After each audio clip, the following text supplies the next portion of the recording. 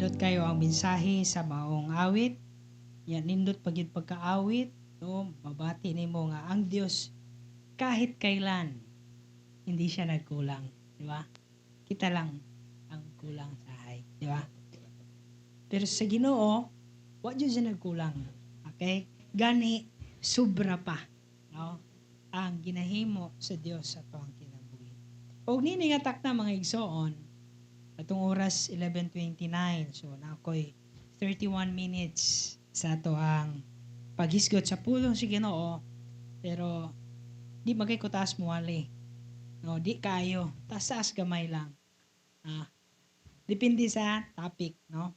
Og nini nga takna mga igsoon dito ta sa pagpamalandong nini nga makita sa ato ang gibasa ganiha sa atong scripture reading before tanag silent prayer ang book of Joshua. Joshua chapter 1 verses 1 to 9, diha ang pasukaranan o gitawag patukuranan sa tuang hisgutan nga mensahe ng taknas kabuntagon. Pabilin lang mo sa paglingkod o atong pagabasahon ang Joshua chapter 1 verses 1 to 9. Now after the death of Moses, the servant of the Lord, it came to pass that the Lord spake unto Joshua, the son of Nun, Moses' minister, saying, Moses my servant is dead. Namatay na si Moses ani nga time.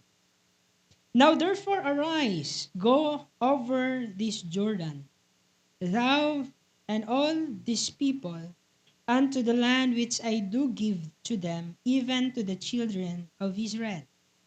Isugo sa Dios sila Joshua nga mutabok na gikan sa Jordan ngadto sa Kanaan nga gipromise sa Dios nga ilang maangkon. Every place that the sole of your foot shall tread upon, that I have given unto you, as I said unto Moses. From the wilderness and this Lebanon, even unto the great river, the river of Euphrates, all the land of the Hittites, and unto the great sea toward the going down of the sun, shall be your coast. There shall not any man be able to stand before thee. Promise sa Dios, walay makapildi kaninyo. All the days of thy life, as I was with Moses, so I will be with thee. I will not fail thee, nor forsake thee. Di tamo pakyason, o di tamo pasagdan, ingon ng Dios. 6. Be strong and of good courage, for unto this people shall thou divide for an inheritance of the land, which I swear unto their fathers to give them. Only be thou strong and be courageous, very courageous. Number 2 nga verse ni siya sa strong and courageous. That thou mayest observe to do according to all the law which Moses my servant commanded thee. Turn not from it to the right hand or to the left, that thou mayest prosper whithersoever thou goest. This book of the law shall not depart out of thy mouth, but thou shalt meditate therein day and night, that thou mayest observe to do according to all that is written therein, for then thou shalt make thy way prosperous, and then thou shalt have good success. 9. Katapusan. Have I not commanded thee? Be strong and of good courage. Ikatulo nga bersikulo nga giingon, pagmalig-on kamo og ayaw kahadlok. Be not afraid, neither be thou dismayed, for the Lord thy God is with thee whithersoever thou goest. Let us pray. Heavenly Father, thank you sa imong pulong nga mong nabasa ko. Nga dili kami mahadlok o mahimo kaming magmalig-on. Susama o Dios sa nahitabo kang Joshua. Namatay na si Moses. Si Joshua ang iyang successor. Sa imong gisaad Ginoo nga mawang Kanaan nga puno o Dios sa panalangin. Ikaw Bless sa imong alagad nga magabahin-bahin sa imong pulong. Wala may mahimo kung wala ikaw. Kinitanan mo ginaampo. In Jesus' name we pray. Amen. Isgutan nato ning taknas kabuntagon ang team mga nagawluhan. Be strong and courageous. Mahimo tang magmaligon ug mahimo tang magmaisugon. Unsa ni pastor katong isog og naong ana dili. Okay? Strong na nila natong mga dagway. Ang Ginoo nagtawag sa iyang mga katawhan nga magpuyo diha sa kaisog pinaagi sa ilang pagsalig sa presensya sa Dios. Og diha sa pagsunod sa iyang mga pulong og ang pagdepende nganha sa iyang mga saad. Ang Dios mga igsoon wala nalimot. Ang Ginoo wala nagpasagad. Ang Dios dili buta og dili bungol nga dili siya makakita o makadungog sa atong mga panginahanglanon. Ang biblical courage is not dependence in self. Ang biblikanhong terminolohiya sa pulong nga magmaisugon ka is dili ning pagsalig sa imong kaugalingon. Apan ang pagdepende nimo o ang imong confidence diha sa presensya sa Dios, diha sa mga saad sa Ginoo ug diha lamang sa iyang mga pulong.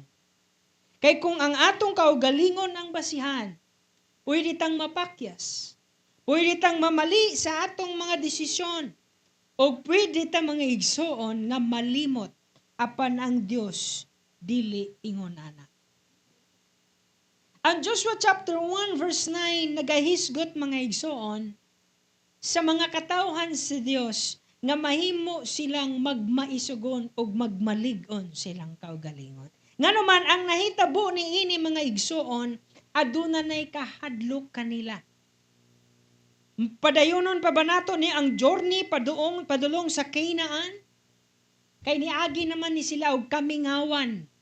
Ingon ang Bible, 40 years sila. Gikan sa Goshen, Egypt, padulong sa Canaan, actually 3 days journey lang na. Pero ang nahitabo, 40 years tungod sa ilang kagahi sa ulo.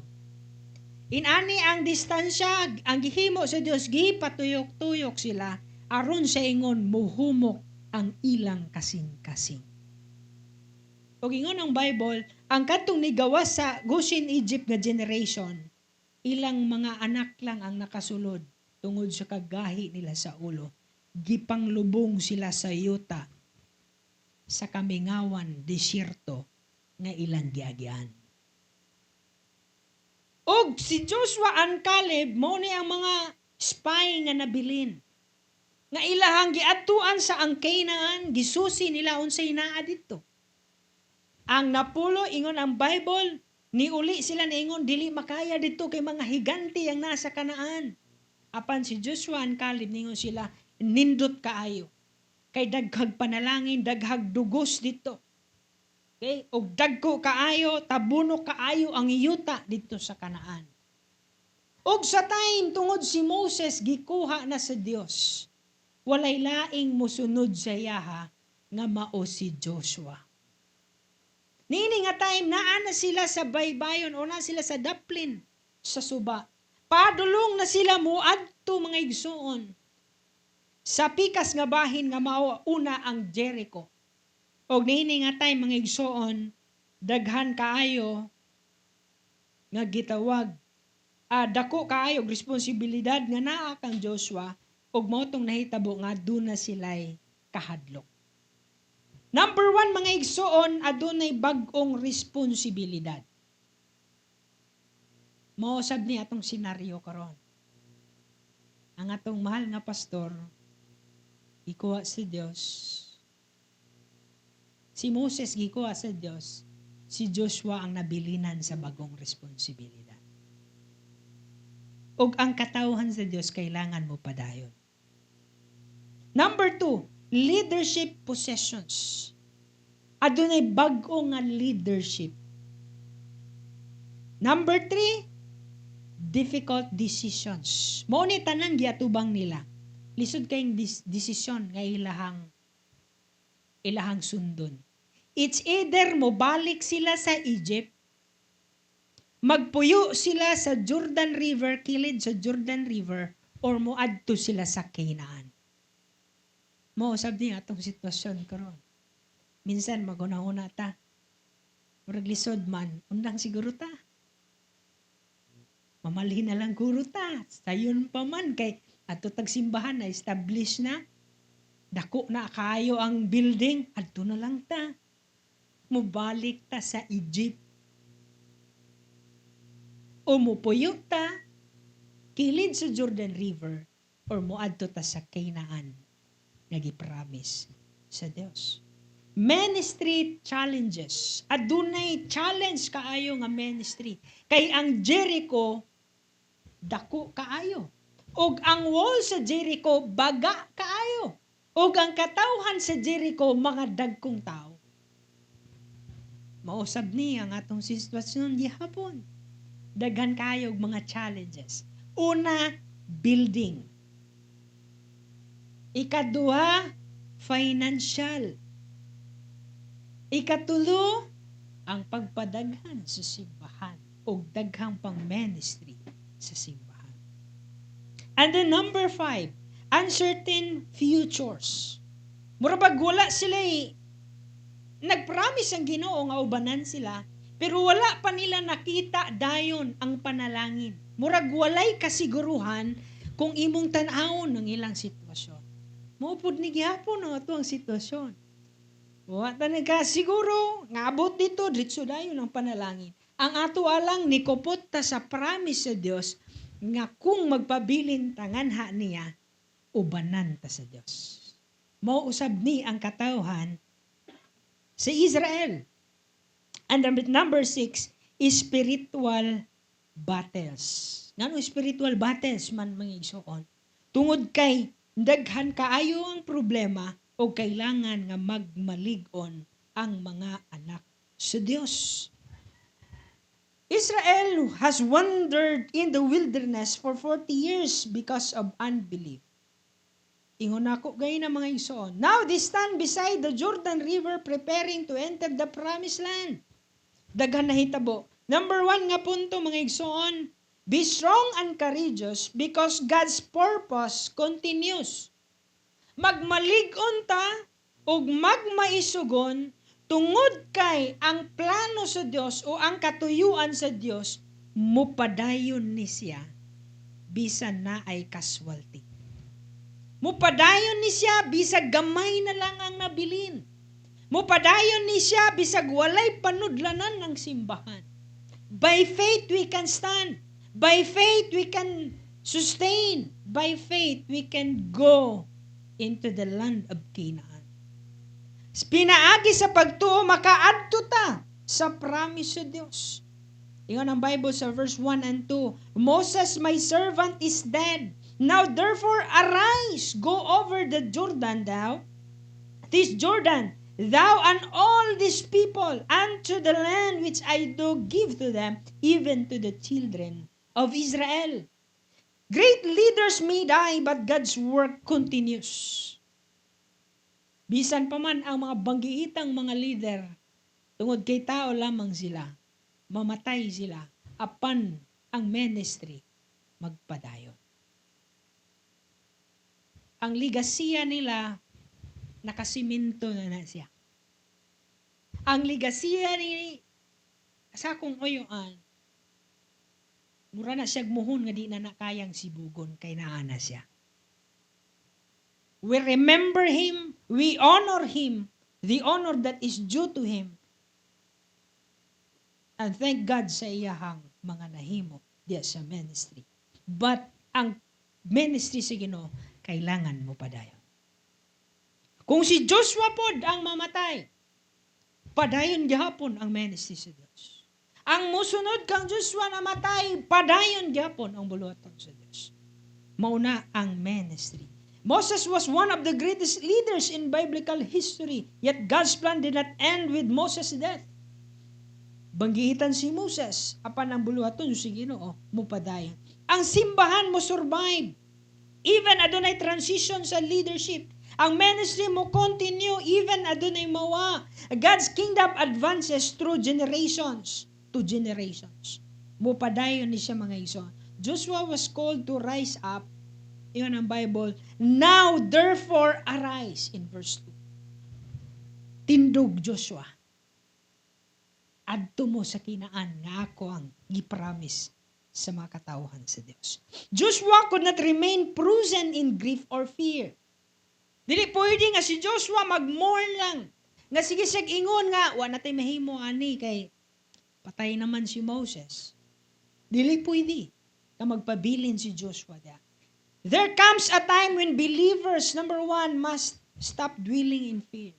Dapat dili ta magpuyo sa kahadlok. Minsan ang Kristohano nabalot sa kahadlok. Mugo ta, musacrifice ta. Okay?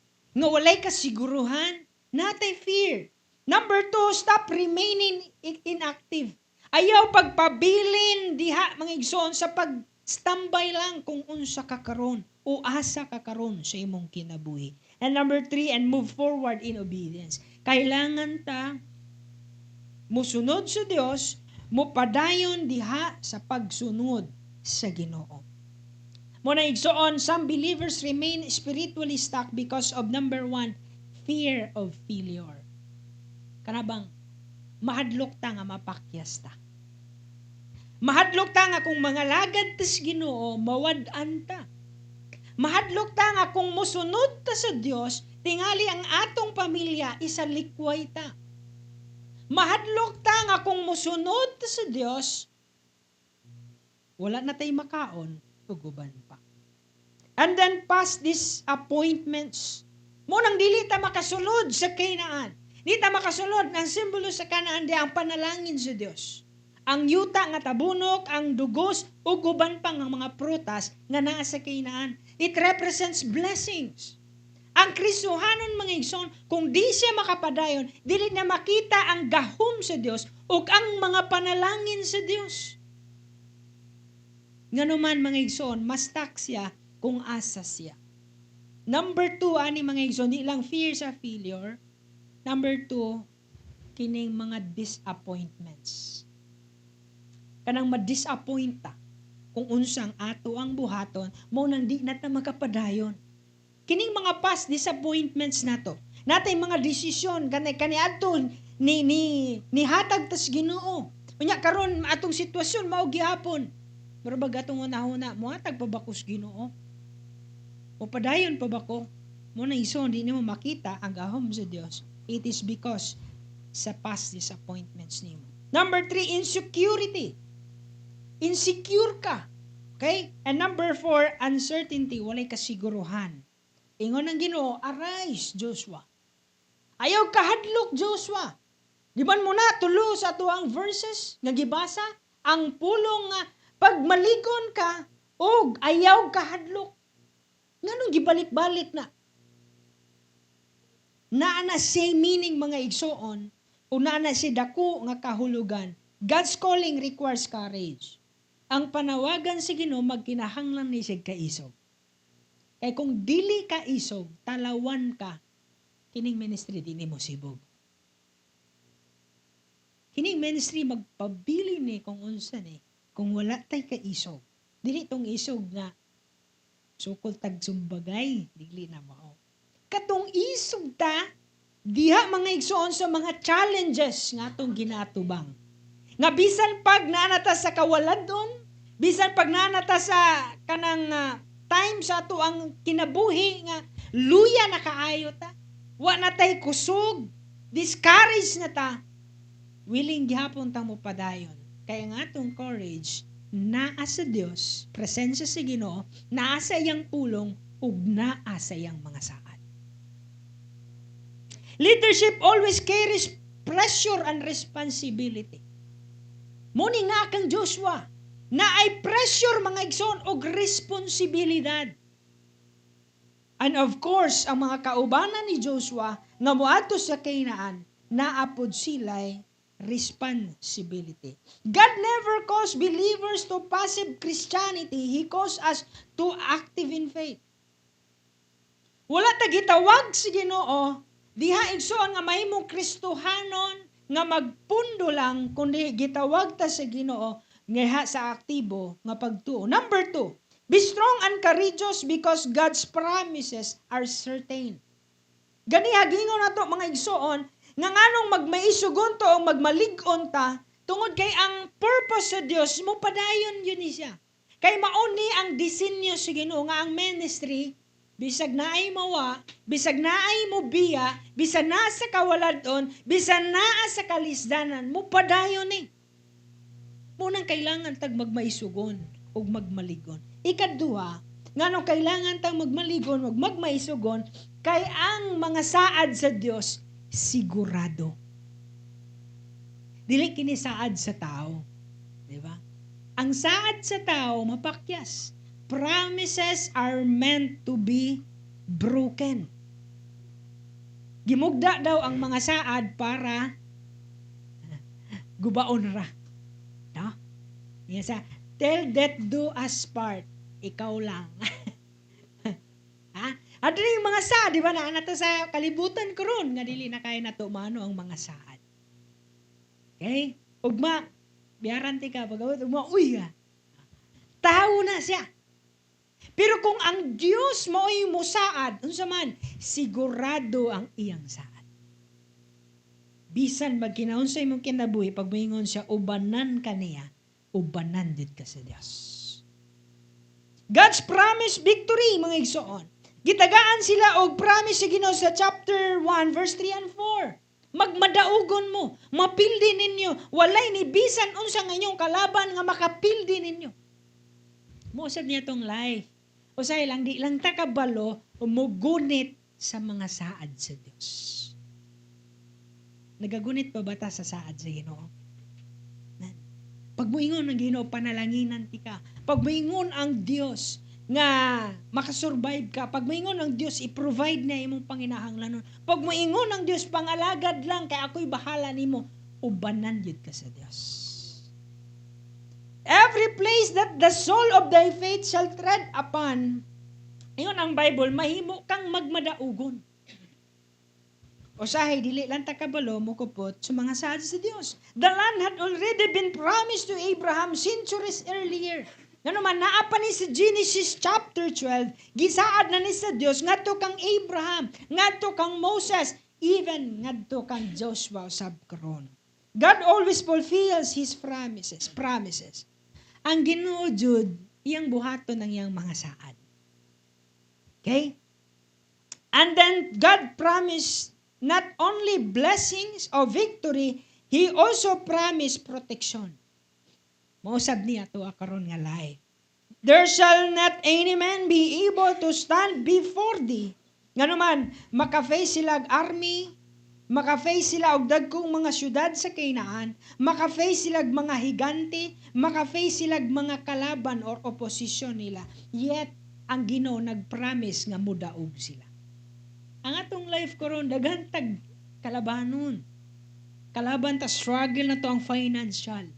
Kailangan ta mo pray nga Lord, bisan kabalo ko nga pila lang akong income.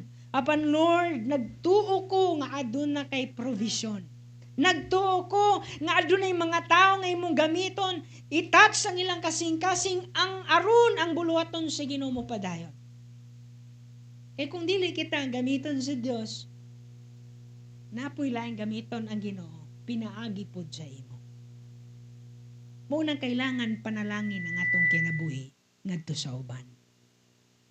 Kay maybe mga igsoon, wala tay dakong kwarta, pero naay mga tao nga mapanalanginan pinaagi na to nga sila pod ang gamiton sa Dios diha sa financial nga bahin. Letter C, promise. God promise His presence.